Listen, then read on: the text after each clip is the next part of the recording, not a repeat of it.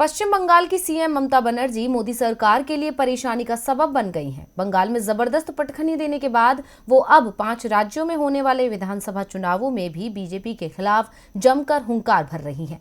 यहां तक कि दीदी ने तो सेमीफाइनल के साथ साथ 2024 में होने वाले महामुकाबले के लिए अभी से दहाड़ना शुरू कर दिया है। उन्होंने सीधी चुनौती पीएम मोदी को दी है, जिससे लोकसभा चुनाव में खेला होवे की पूरी संभावना होती दिख रही है। बंगाल चुनाव में जीत का दम भर दीदी को बेदम करने का दावा करने वाली बीजेपी के साथ ममता ने ऐसा खेला किया कि उसका खेल ही बिगड़ गया। अब सीएम ममता बनर्जी 2024 में होने वाले लोकसभा चुनाव में भी खेला करने की तैयारी में है। इसीलिए उन्होंने अभी से मोदी सरकार को ललकारना शुरू कर दिया है।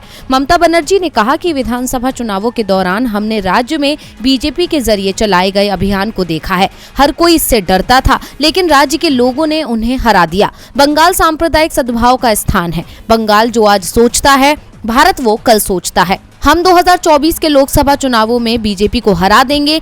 ये उसी तरह का होगा जैसा हमने विधानसभा चुनावों में किया।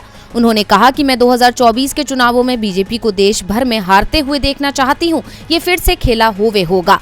जहां एक तरफ दीदी बीजेपी को हराने का दम भर रही हैं, तो वहीं बीजेपी उनके दावे को खारिज कर रही है। बीजेपी नेता ने कहा कि उन्होंने 2014 और 2019 में भी ऐसी ही बातें कही थी और हम सभी ने परिणाम देखे हैं। अब भले ही बीजेपी ममता के दावे पर विश्वास ना करे, लेकिन जिस तरह से टीएमसी लगातार आगे बढ़ रही है, उससे बीजेपी के माथे पर चिंता की लकीरें बढ़ती जा रही हैं। बंगाल के बाद अब गोवा और त्रिपुरा पर भी बीजेपी की नजर है। विधानसभा चुनाव से पहले खुद ममता बनर्जी राज्य का दौरा कर बीजेपी के कमल को मुरझाने की कोशिश कर रही हैं। तो अब देखना होगा कि क्या बंगाल की तरह वो यहाँ भी कामयाब हो पाती हैं या नहीं। डीवी लाइव की रिपोर्ट।